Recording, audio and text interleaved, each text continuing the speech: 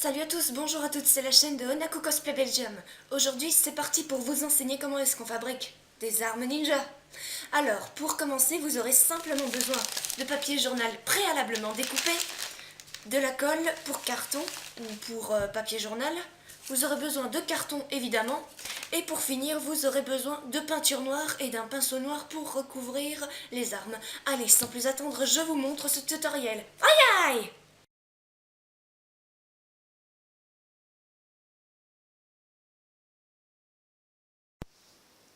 Pour commencer, mettez les bandes de papier journal dans une bassine remplie d'eau pendant toute une journée, voire même 24 heures.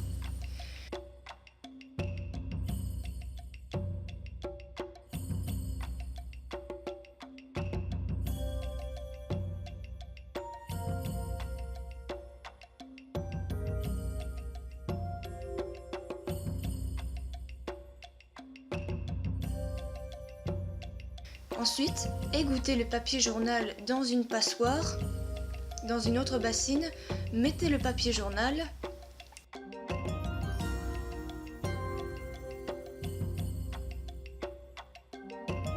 Ajoutez à présent la colle en petite quantité pour commencer et mélangez.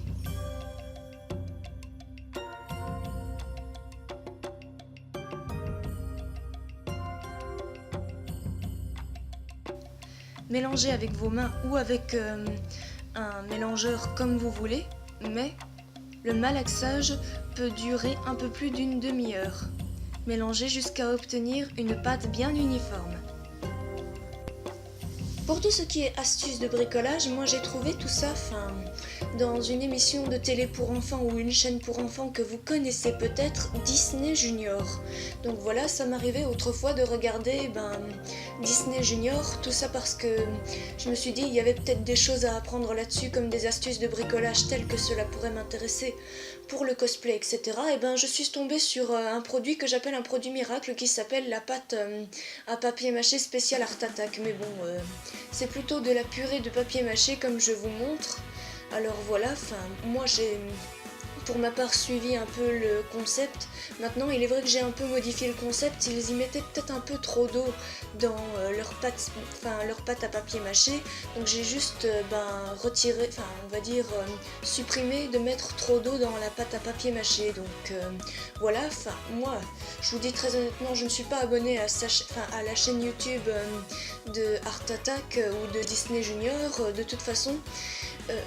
Même si tout cela paraît un peu honteux de vous le raconter, je dois vous avouer que les chaînes de télé enfants peuvent parfois être utiles pour certaines choses. Je dis bien certaines choses, pas vraiment pour tout.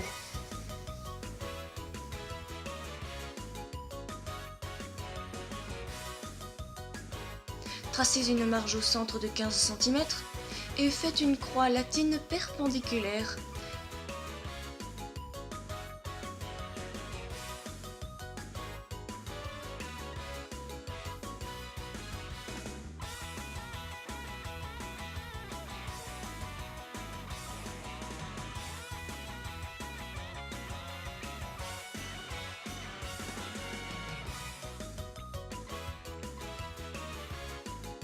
Tracez aussi le manche et l'anneau, et pour mesurer l'anneau, tracez 4 cm de diamètre pour l'extérieur et 2,5 cm pour l'intérieur.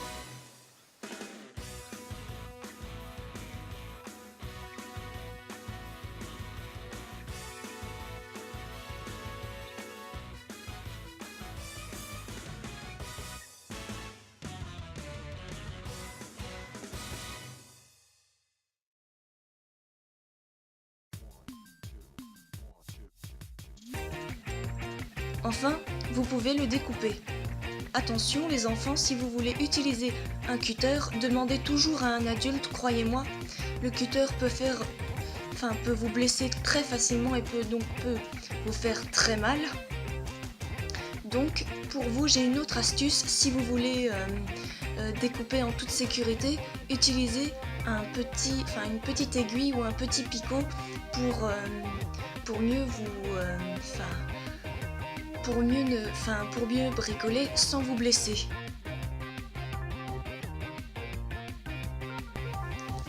Ce qui m'a poussé à faire mes propres kunai moi-même, c'est parce qu'au fait, enfin, on peut dire que vous alliez dire, ouais, achète des kunai tout fait, machin, etc., ou des shurikens, de toute façon, presque personne ne sait les faire. Faux.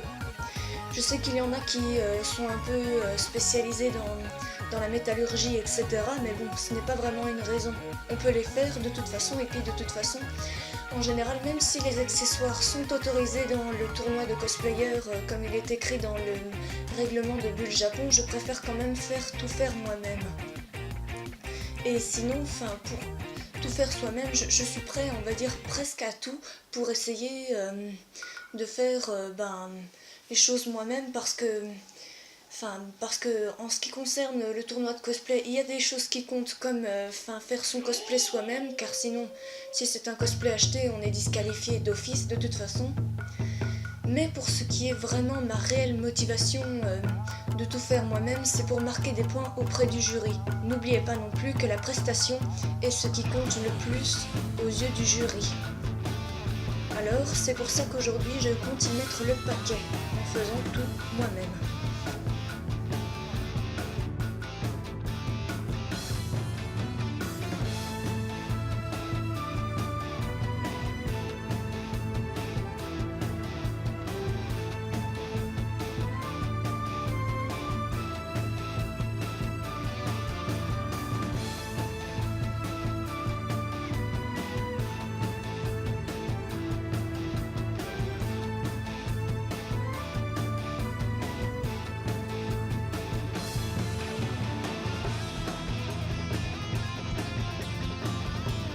Pour la shuriken, refaites une croix, mais dans le sens,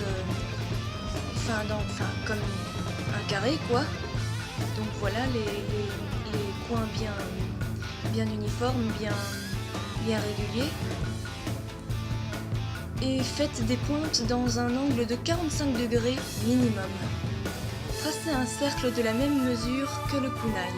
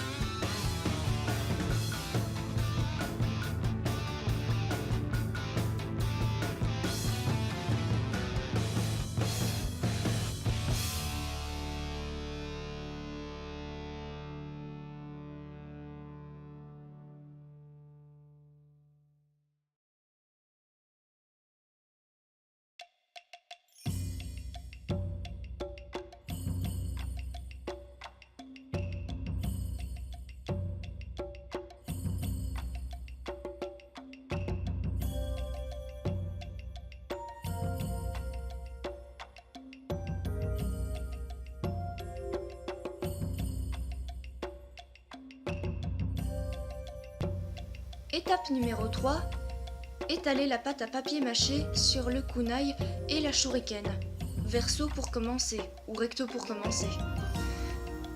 Pour le magatama, c'est accessoire parce que c'est pour un autre cosplay et il s'agit du cosplay de Mayafe de Ace Attorney. Bref, pour le kunai et la shuriken, veillez bien à y faire des reliefs et des détails comme vous le voyez.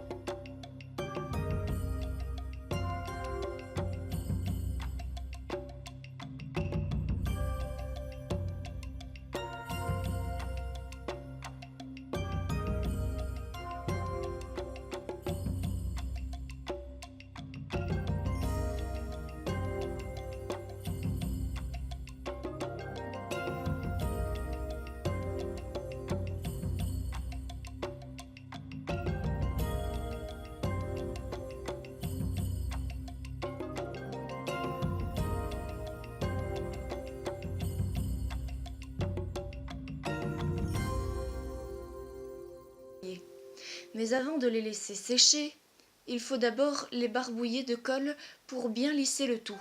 Laissez sécher pendant plusieurs jours, soyez patient. Pour ma part, j'ai décidé de les sécher légèrement plus vite près d'un radiateur.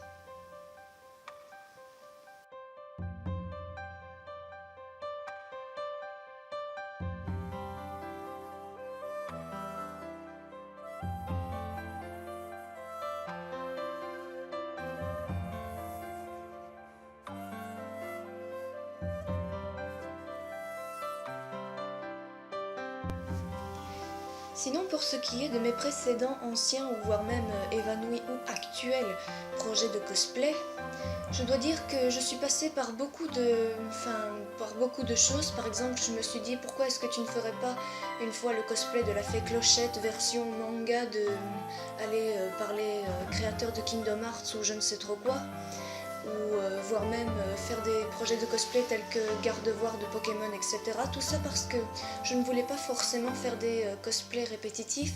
Et aujourd'hui, si je veux encore renouveler le cosplay d'Itachi Uchiwa, c'est pour la pure et bonne raison que Itachi Uchiwa, je voulais le refaire parce que le précédent cosplay d'Itachi Uchiwa que j'avais fait n'était vraiment pas terrible.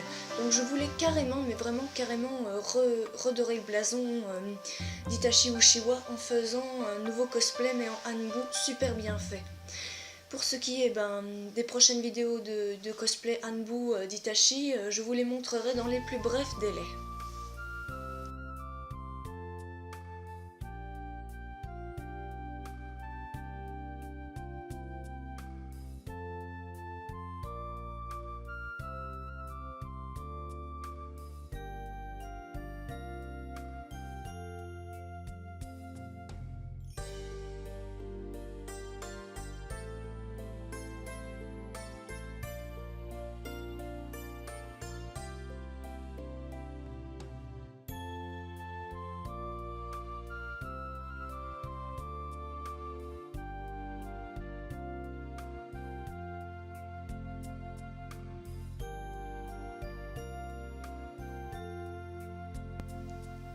Étape numéro 4, pour mettre en couleur.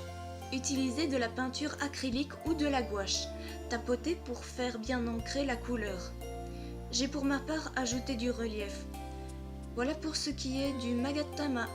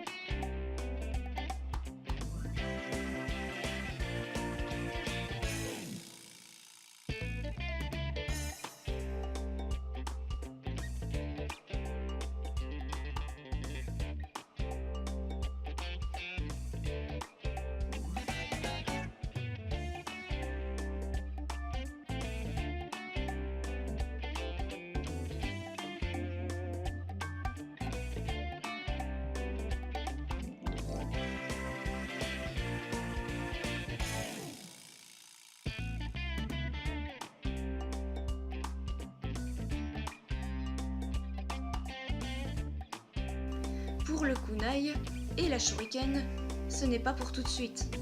En effet, j'ai préféré remettre par-dessus une couche de papier mâché recto verso.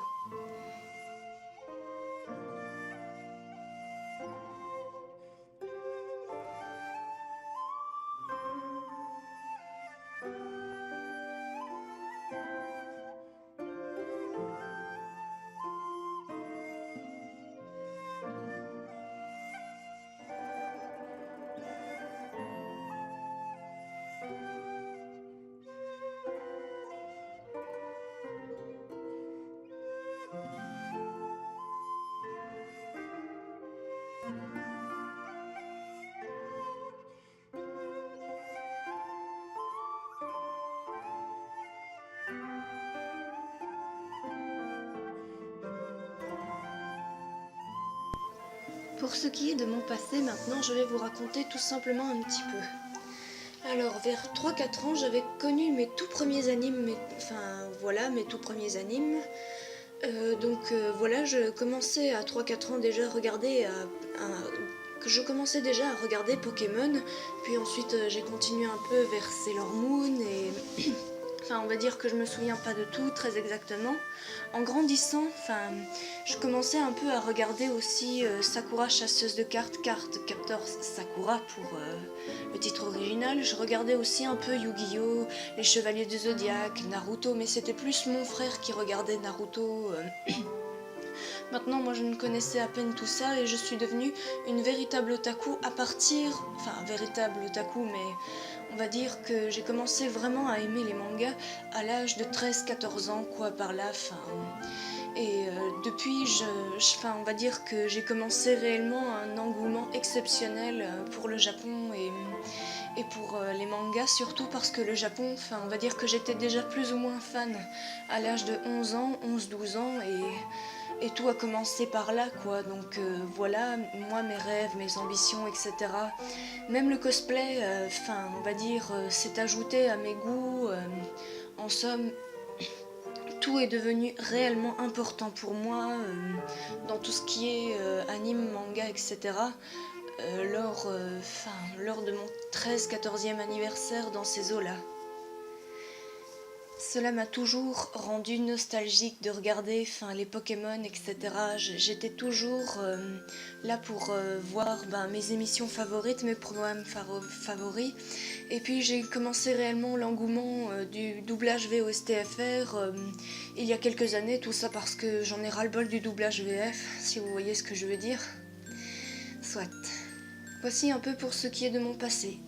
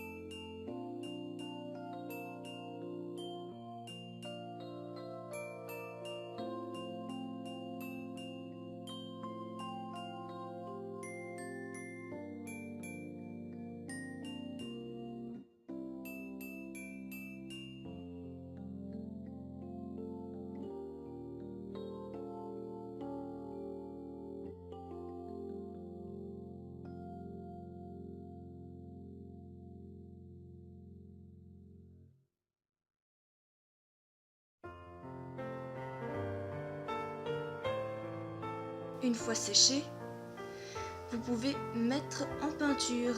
Attention, laissez un espace pour ne pas avoir de peinture sur les doigts.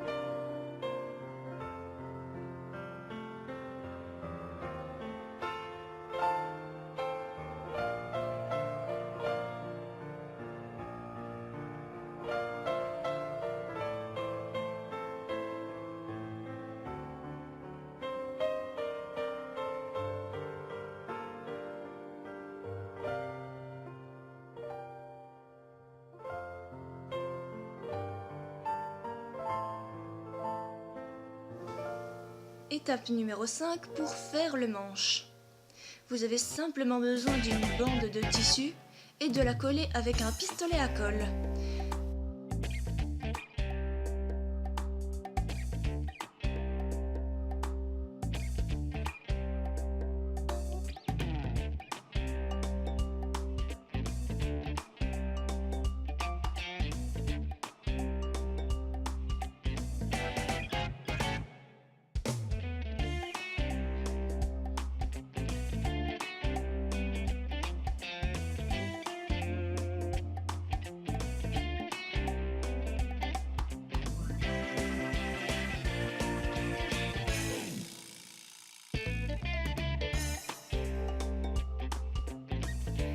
Et ensuite, ajoutez des petits détails si vous voulez.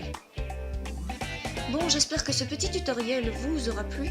N'hésitez pas à y mettre un petit pouce bleu, à commenter, à partager. J'espère quand même que ce tutoriel ne vous aura pas été trop long non plus. N'hésitez pas à me dire aussi en commentaire si tout cela est vraiment trop long pour vous. J'essayerai de les raccourcir ou de les faire en 2 parts. Bon. Sur ce, je vous retrouve pour un prochain épisode, ça sera sur le kimono de Maya Fey. Ciao!